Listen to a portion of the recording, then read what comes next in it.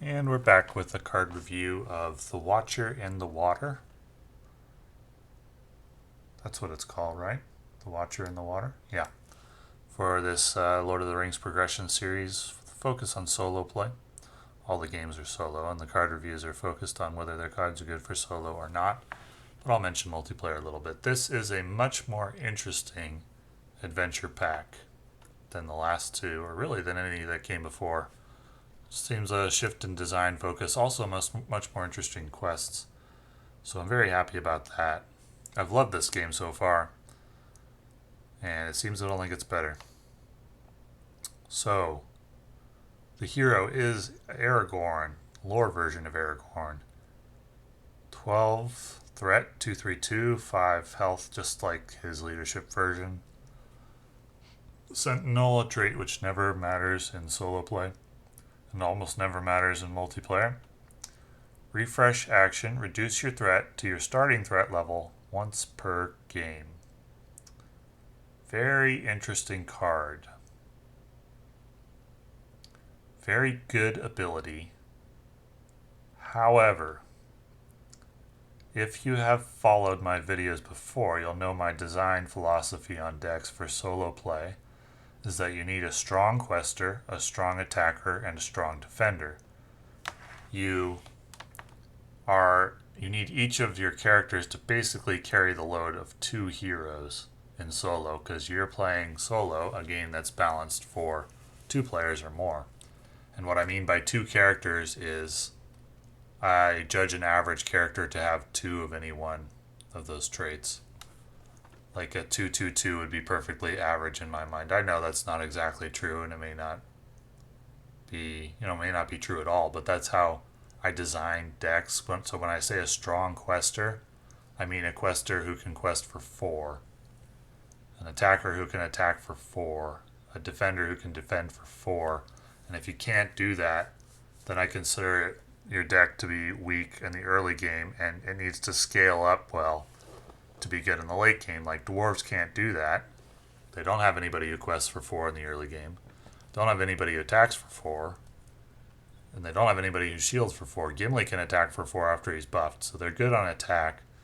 But shields and questing are a little weak in dwarves, but they scale up really well because Dane gives +1/+1, so the more dwarves that come into play, the stronger they get. Then you throw in Lure of Moria, the recently released card, and you're really rolling. Aragorn does not quest for 4, he does not attack for 4, and he does not shield for 4, so what role does he fill? He's there for the reduced threat action, and the reduced threat action is really good, phenomenal even. In playtesting, I've gotten anywhere from 10 to 15, 16 threat reduction. That's awesome, especially in combination with a hero like Frodo. However, he also causes you to take on more threat because he doesn't fulfill any of the primary roles that you need in a hero. So, I think this card is better in multiplayer than it is in solo because he doesn't quest, attack, or shield for enough to make him good in solo. Except in combination with another card I'm going to talk about shortly. So I'll continue the discussion of Aragorn in just a moment. Next card, Grave Cairn. After a character leaves play, add its attack to another character's attack until the end of the round. Why wouldn't you just play a card that straight up buffs attack? I guess it's off sphere. So this is to give leadership a way to buff attack. But they make it difficult because it's off sphere, so I wouldn't play that. I don't really like playing cards that are overcosted because they're off sphere. If I want to play that card, I'll just find a way to play it on sphere with one of the songs usually, if I really like the card. So yeah, cards generally speaking that are overcosted because they're off sphere or difficult to use because they're off sphere are a no for me. I would rather just play a tactics card with the Song of Battle than this, and throw in other good tactics cards too while I'm at it, like Feint or something. So, Sword that was broken. Attached to a hero, attached hero gains a leadership resource icon. If attached hero is Aragorn, each character you control gets +1 questing. So, the designers of the Aragorn hero are aware of his failure to fulfill any of the primary roles, and they made this card so that he is now your questing hero. And with this card, he's a very good questing hero. However,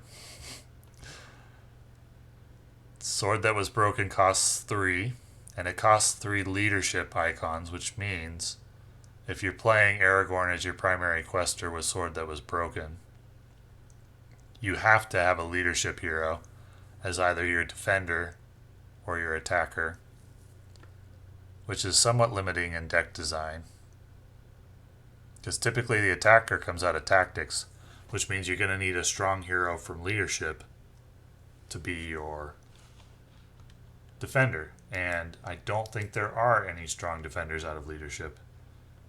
Your strong defenders as of this moment, the strongest one is Frodo, and he's Spirit, but you can't play him unless you're playing Song of Kings in order to get your Sword That Was Broken out. In which case, it's even harder to get out. It's already 3 resources. If you draw it in your opening hand, you have to wait 3 turns. Even if you have a leadership hero, if you don't, you probably have to wait longer, which makes Aragorn not good at fulfilling his primary role until late in the game, which means he's weak early in the game. And weak early in the game in solo play doesn't work unless the hero really scales up well. And dwarves do, but the thing about, and I play them, but the thing about dwarves is they start scaling up almost immediately, because you can usually get a dwarf out first turn. If you're going to play a hero that's weak in the early game, you need to be able to, a good percentage of the time, start compensating for that first turn, because the challenges that you face solo, usually there's a wall to get through. A lot of the time there's a wall to get through in a quest, and if you don't overcome that early wall, you're done. And Aragorn isn't going to, because he's not good until he gets Sword That Was Broken, and that's not coming early game. And the threat reduction doesn't come into play early either, so he's a very good late game questing hero with Sword That Was Broken, but you need to get him to late game, and in solo that's not going to happen a lot. So he's probably better in multiplayer, and in multiplayer you want to play Aragorn and Sword That Was Broken for your questing hero. That's strong. It's very strong. It can work. 2 to 4 player games, yes. Solo, it's fun to try, but weak early, and weak early doesn't work in a lot of quests. Watcher of the Bruinen. 2 costs, 0/1/2, Sentinel, doesn't matter in solo. Watcher of the Bruinen does not exhaust to defend, that's good. After it defends, you discard it or discard 1 card from your hand. I hate cards that discard your cards. They need to be super strong in my mind to justify that, because I design decks where every card is a tragedy if it gets discarded for nothing. Possibly a combo breaking tragedy. And not exhausting to defend is strong, but not when you only have 2 shields and 2 health, because you're not going to be facing a lot of 2 attack enemies most of the time. So this isn't strong enough to justify discarding cards. And it doesn't quest for anything, but yeah, this isn't strong enough for that. So I wouldn't play it. Rivendell Bow, attached to Noldor or Sylvan or Aragorn. Attached character gains ranged. If attached character has a printed ranged keyword, it gets +1 during a ranged attack. I don't think this does enough in solo play to play it. There's not a lot of reason to gain ranged in solo play right now. Maybe for some of those annoying enemies during one of those quests that can only be attacked by ranged. Maybe. That's a big maybe. It only works on Noldor, or Sylvan, or Aragorn. So even in that situation, it's niche. I wouldn't play this card in solo. In multiplayer, is it good enough? That's a conversation. If you're playing Noldor or Sylvan characters or Aragorn, that could have some use in multiplayer. You might play it. Is it worth playing over another card?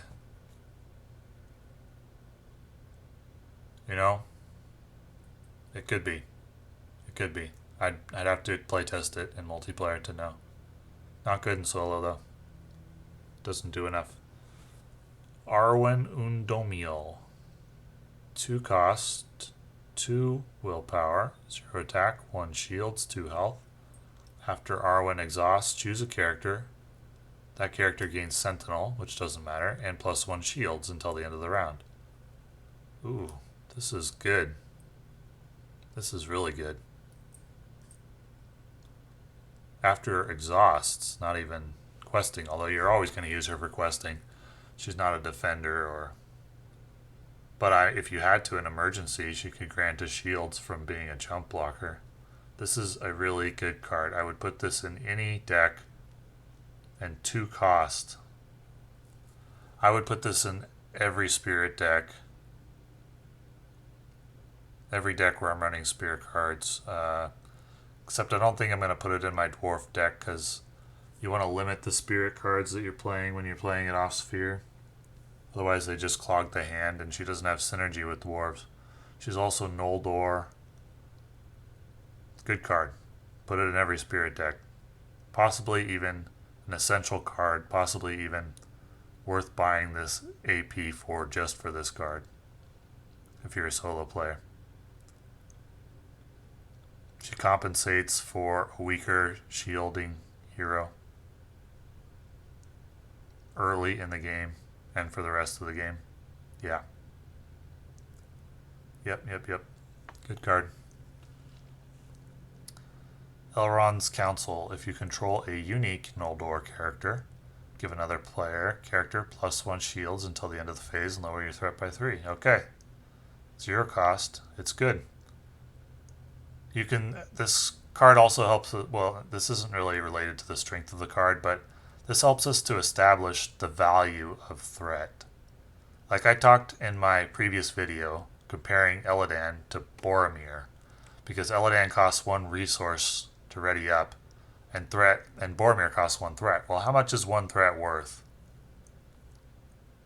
Here we have a cost of 0 card that reduces threat by 3. I valued 1 threat at half a resource. With this card, it's even worth less than half a card. Is that because this is an exceptional card, or because threat is cheap? I think it's a little of both, but this is a good card. I don't know that in most decks you have to run Galadrim's Greeting and this, but it certainly gives you the option to if you're running something like Frodo that increases your threat, or Boromir or something like that. Gives you more options for threat control. You can add 1 quest power. You need a unique Noldor character, so that's probably a hero, although I don't know if you could run this if you're just running Arwen and no Noldor heroes. It might clog up your hand a little bit, but you're never you might be mulliganing for Arwen. She's so good. So you might even be able to get away with running this if you're just running Arwen. It's a good card.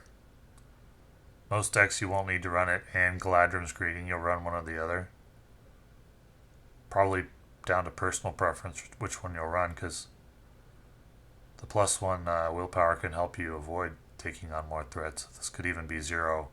Lower threat by 4 for 0 in some cases. Good card. Both of these are good cards. This one's not essential, but it could be essential to some decks which involve raising threat voluntarily.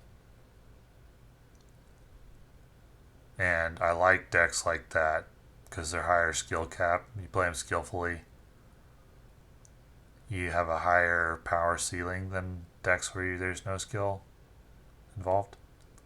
Good card. I like it. Could be essential. Good card in any case. Shortcut. After a location enters play, exhaust a Hobbit character to shuffle that location back into the encounter deck, then reveal 1 card and add it to the staging area. So it's Eleanor's text, except instead of when revealed, it's locations.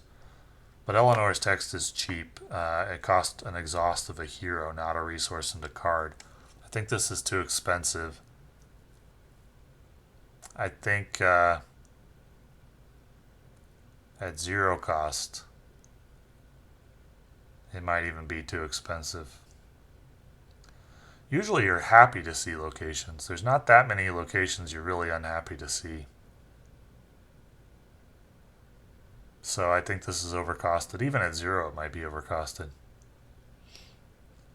If you discarded the location, it would be good at 1 cost. Maybe even 2. Maybe even 3. But at 1, it's... And revealing a new card, it's overcosted. Probably would be even at 0. Because it costs a card. Legacy of Durin. Attached to a dwarf hero. After you play a dwarf character from your hand, exhaust Legacy of Durin to draw 1 card. So this is very good. You can draw 1 more card per turn for a few turns if you get it out early. If you get it out late, it might not do much. However, this is a negative, and it is a negative with Sword that was broken as well. It's unique. You're only going to want a few unique cards in your deck because they clog up your deck when you draw them after you already have it out. And you're always playing Steward of Gondor, that's 1.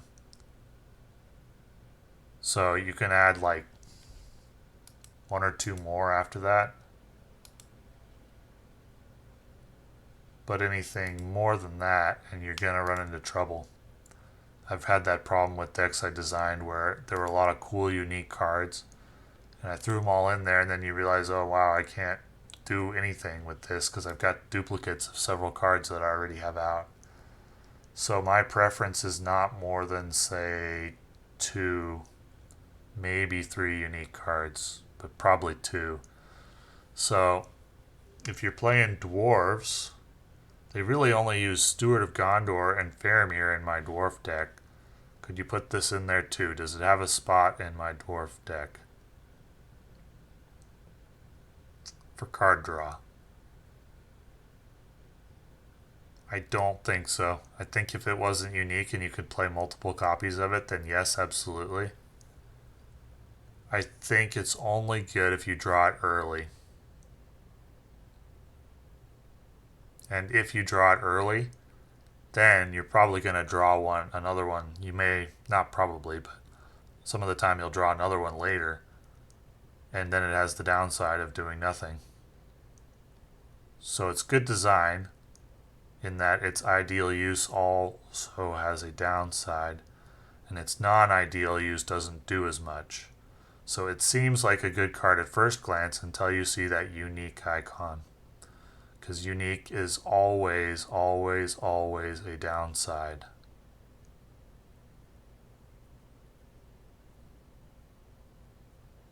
Every time. So, it's above average, but not good enough to deal with the downside of being unique. Resourceful. 4 cost. Attached to a hero you control. Attached hero collects 1 additional resource during the resource phase each round. So this is pretty easy to evaluate. Are you gonna... You can only play it after 4 turns. Unless you get an early steward. And then you needed to go 5 turns to gain any value from it. That's 9 turns. Most games don't last that long in solo play. It's not good. Secrecy 3. If it's 1 cost, is it good? Yes. You get it out turn 1. You only need it to go 2 turns to gain a benefit. It's good if you play in secrecy. It's not good otherwise. And I still haven't seen a secrecy card that makes the downside of running only 2 heroes worth it. That's such a huge downside. Escape from Dol Guldur was so difficult because you start with 2 heroes. And I haven't seen anything from secrecy that compensates for that. So secrecy is fun right now, but nothing more. So that's not going to see play. So if you're buying this AP, it's for Aragorn and Sword That Was Broken if you're playing multiplayer. You can mess around with them in single player. I did. You can even make some decks that do pretty well on some quests with Aragorn. But ultimately, he's weak without Sword That Was Broken, and Sword That Was Broken takes too long in single player. In multiplayer, though, where you typically have longer to make it work, he's good. Good for your questing hero, for the questing role. And Arwen is just a good card. You could buy this AP just for that. And Elrond's Council is an excellent card as well. Not worth buying the AP on its own for that, but Arwen is. So you'll get the Elrond's Council thrown in for nothing. And have some fun with Aragorn and Sword That Was Broken. Alrighty, so we'll be back shortly with the Watcher in the Water playthrough. Thanks for watching.